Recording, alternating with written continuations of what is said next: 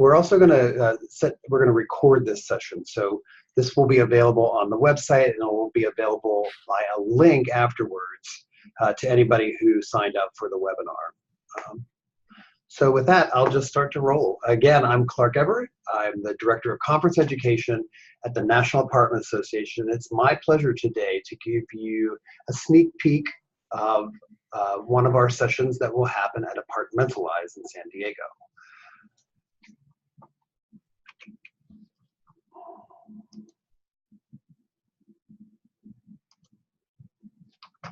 Mentalize will be held in San Diego June 13th through the 16th.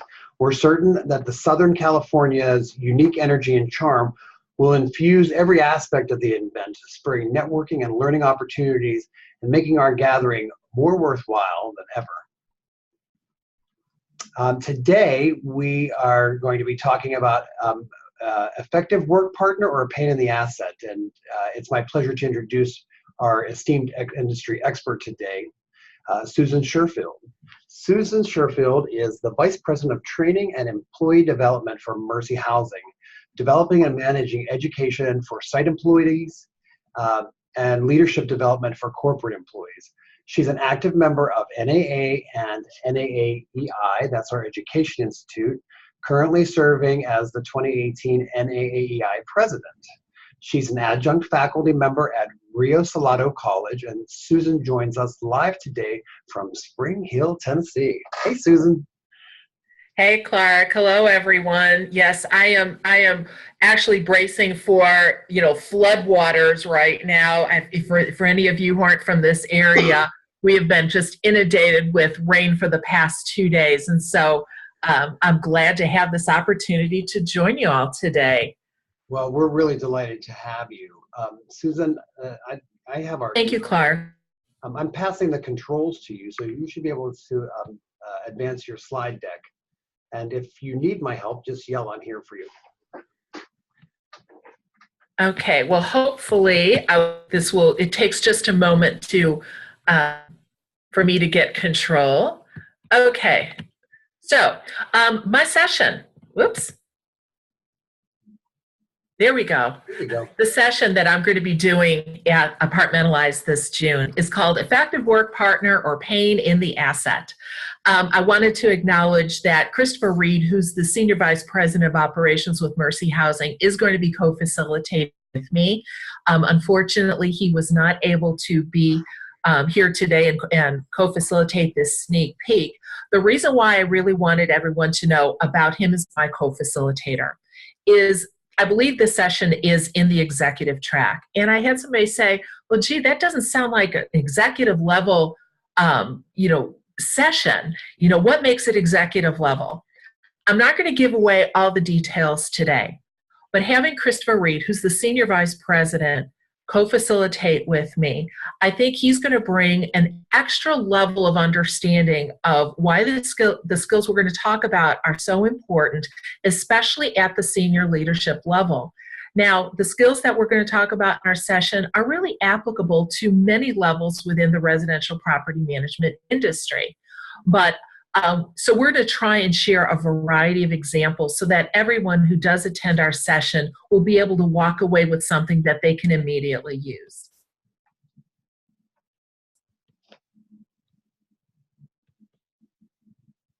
Okay, so my slide is not advancing. It is. I can see it advancing here, Susan. Yeah, it is not advancing on my screen. Let me help out with that then. Thanks for letting me know.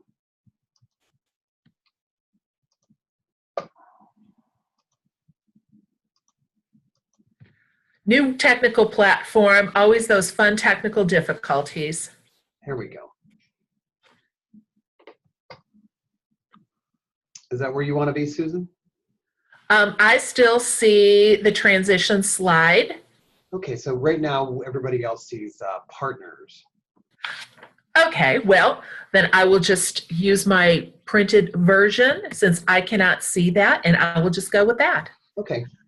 So when we start talking about partners, it's highly unlikely that we get through our day without the need to interact with a colleague on some type of work-related matter. In property management, we have all different kinds of partners that contribute to our business operations.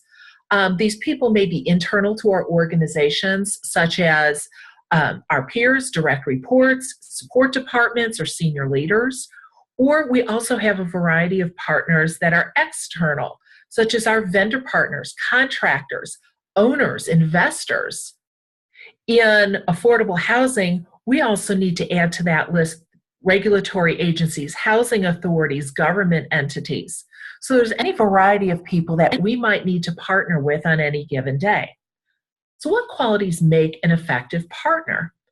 I've put several of them on the slide. Certainly, they're just general categories where there's a lot more different specifics that can affect a partnership. But the first one is certainly quality work.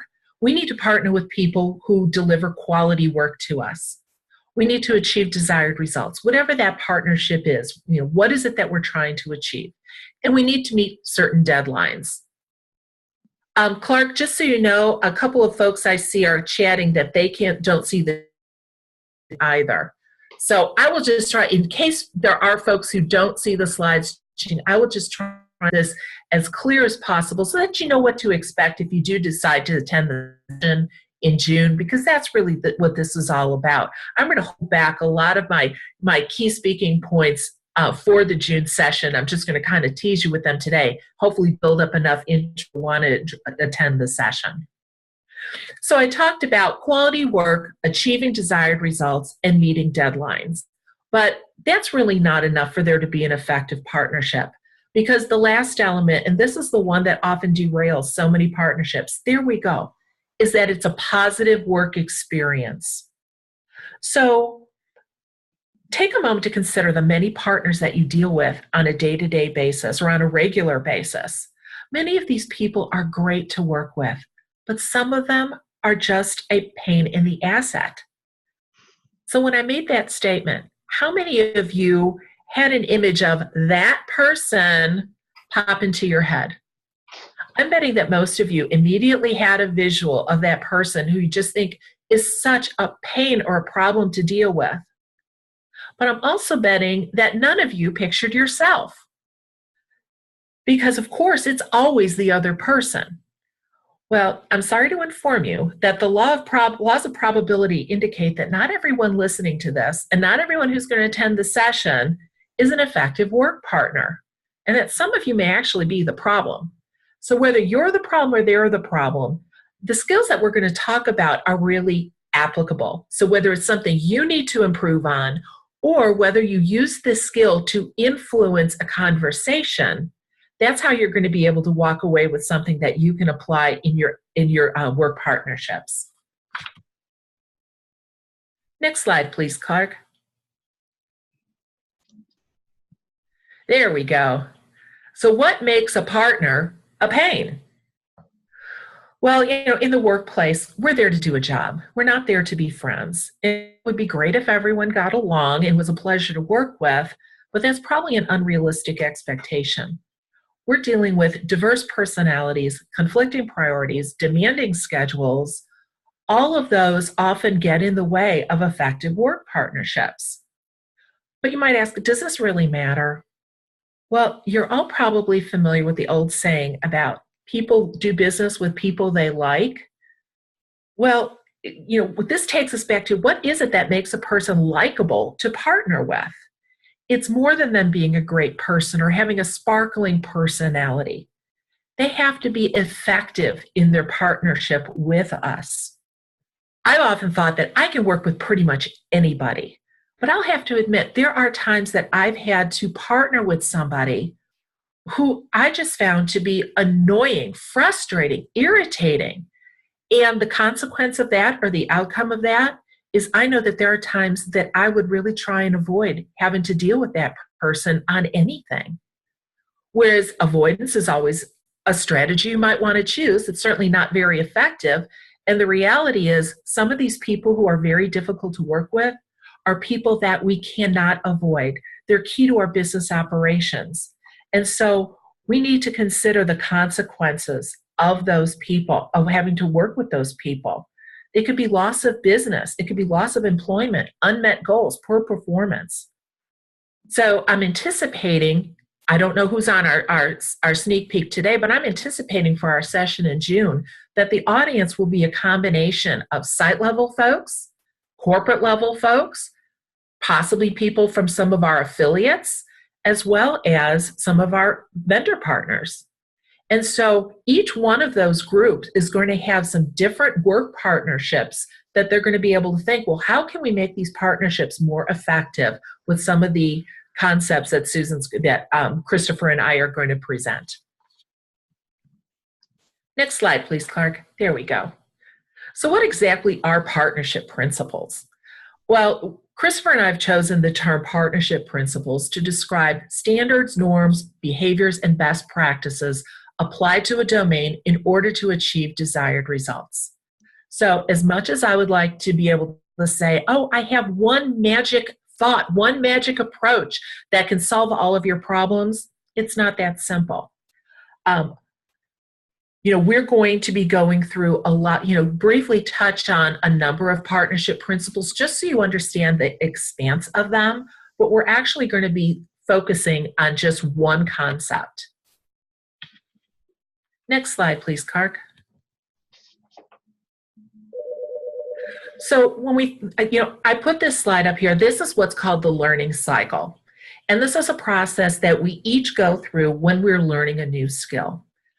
So the reason why I included this in the overview and why, we want to just talk, we're going to talk a little bit more in depth about it in this session, is that so many people find it easier just to stick with what they know. It's their comfort zone. It's what they've always done. And many times this has caused them to get stuck, especially stuck in ineffective partnerships.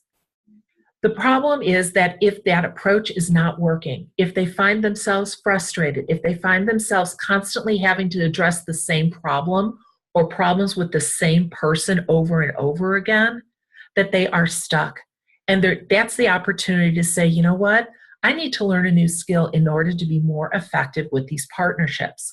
So in the session, we're going to go through what each of these steps is in a little bit more depth, but I'm not going to use our time today to go through those. Next slide, please, Clark. So at Mercy Housing, we've developed a whole matrix that includes a wide variety of skills in each of these distinctions. So the types of tools and principles include models, frameworks, structures, processes, and communication principles. And again, we're going to give some examples of each in our session just to help you understand that, as I said, it can't be just one thing that's the answer that's going to make us more effective partners. It's going to be taking a lot of these different principles. But certainly we're not going to have the time today or in our session to go over them. So the one that we've chosen to share is one of the communications principles. Next slide, please. And that's called requests, offers, and promises. Now, why is this communication principle so important and impactful? So when a person makes an agreement, we expect them to follow through on it. When we make an agreement, I think we hold ourselves to a higher standard that we will follow through on it. Effective cooperation in the workplace is highly influenced by the agreements that are made between employees or between whoever those two work partners are. And so we're going to go through, first we're going to define each of these elements. This is basically an equation. There's a request or an offer plus an acceptance, and that equals a promise or a commitment. Next slide, please, Clark. The importance of commitments is that if they are effective commitments, it helps us to avoid miscommunications or misunderstandings. We clearly are able to clearly communicate expectations. We keep projects on or tasks on track or within their time, hitting benchmarks or time frames and deadlines. But this is also what allows partners to hold each other accountable. If there's no commitment, then we can't hold somebody accountable. Or really, if we haven't made a commitment, people can't hold us accountable because we never made a commitment to do anything. And this is going to impact the overall partnership. Next slide, Clark.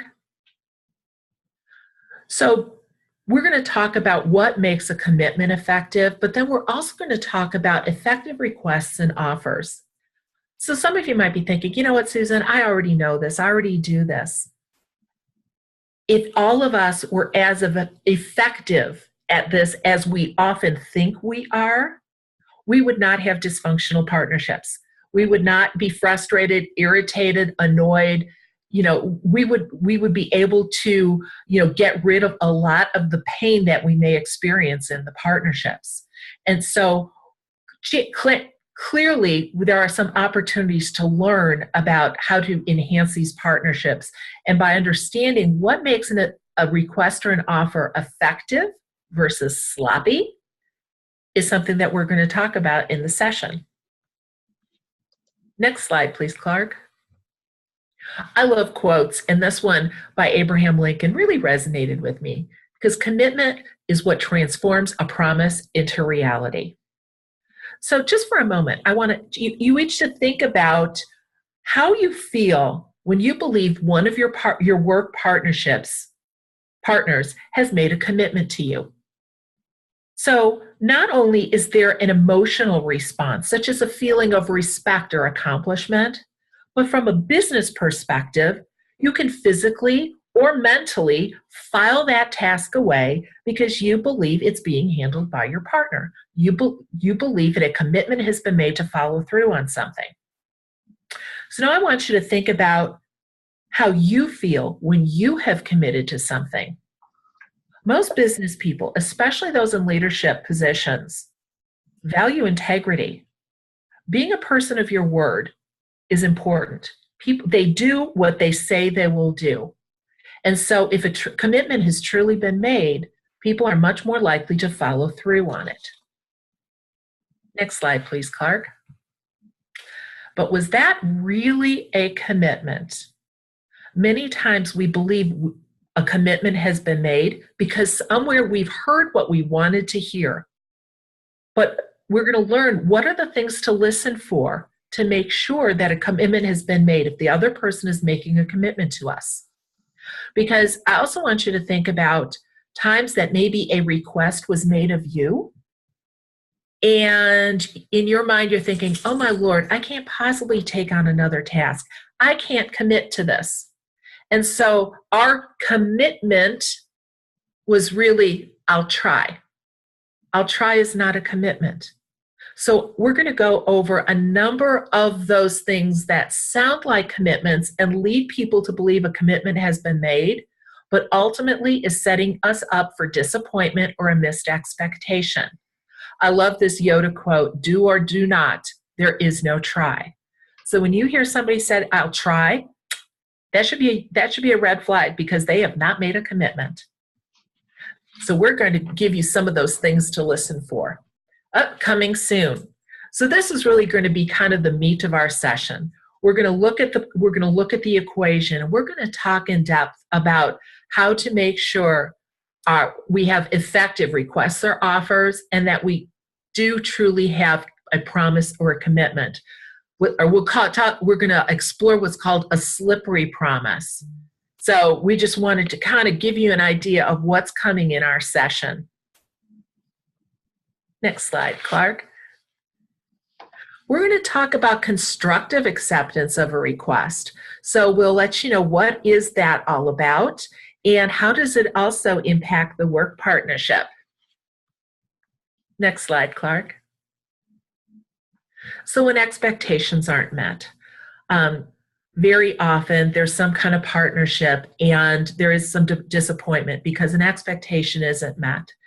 And very often that leads us to jump to conclusions about what happened. We may assign blame. We may, have an angry conversation, with the person. But what we're going to talk about in our session is we're going to give you some questions. We're going to give you a process to go through to really help figure out what happened. Very often people are going to find that what was perceived as a commitment really wasn't. And so once you have the rest of the story and uncover more of the facts, it's really going to guide you not only into an appropriate response for that particular situation, but it's also going to help you learn how to use this formula of promises or requests, offers, and promises in your future communications.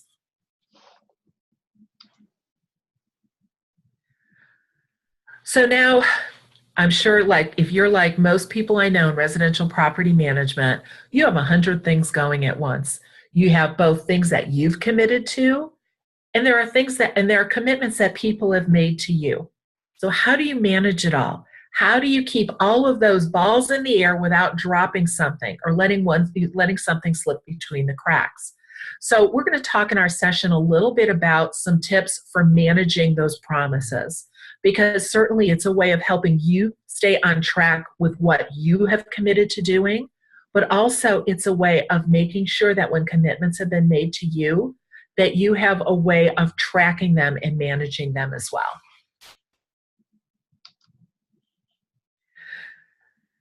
So once we've given you all that information, we want to make sure that you leave our session with things that you can go out and implement. I know that as an attendee at a number of conferences, you're at the conference, you learn so much, there's such great energy, you're so excited to be there. And then when you leave the conference, you go back to your everyday work, you have a million emails in your inbox, and you fall back into a lot of your old habits. We want you to take away a skill that you can immediately implement so that you can impact those work partnerships. And so we'll talk a little bit about an action plan. What are the next steps for after you leave the conference? Or maybe there's going to be opportunities for you to even start practicing this skill while you're at the conference. And then how will you know when you have improved? We don't want you just to leave with information and go, wow, that was really interesting. We want you to take this and implement it into your work lives. Last slide, Clark. So our goal is to provide you with some pain relief. So consider our session a dose of partnership pain reliever. And so I'm hoping that I've given you enough information to generate some interest so that I see you at our session in June. Susan, as always, you're a breath of fresh air and you're full of fresh ideas for us. Can you tell me a little bit about some of the other considerations you will be addressing when we get to San Diego in June? Certainly. So, as I mentioned, I kind of held back a lot of the real meat of the session because, again, I don't want people just to say, oh, I've learned it all, I can leave. Just so you know, Christopher and I facilitate a full day session within Mercy Housing on just this one concept that we're scaling down into a 1-hour session. So there is a lot to it. And so one of the other things that we're going to be bringing to our session that I didn't talk about today are stories and specific examples. So I think that that's going to be really where people can learn about both the impact of these skills as well as, how are you going to learn them? How are you going to use them once you leave the conference? I really like the idea that you'll take anecdotal information and attach it to the concepts, because that's really where a learner can extract things that are actionable and practical. Absolutely. Yeah, it sounds really meaty. Susan, while I have everybody here, first of all, thank you for all that. I want to just say that this webinar is one in a series of 6, and I wanted to give you a preview of some of the other things that are coming up in case you would like to dial in again. We would love to see you again.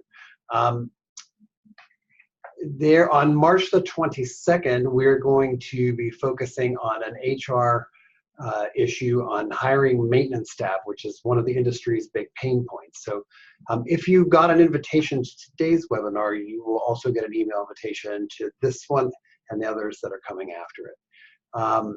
In April, we are going to shift our focus to life balance and balancing both professional and personal life, and how you can do that in a way that makes you shine in both arenas.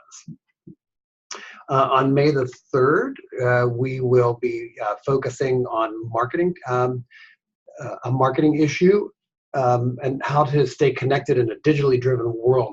We have some of the industry's best marketers lined up to talk to you about that.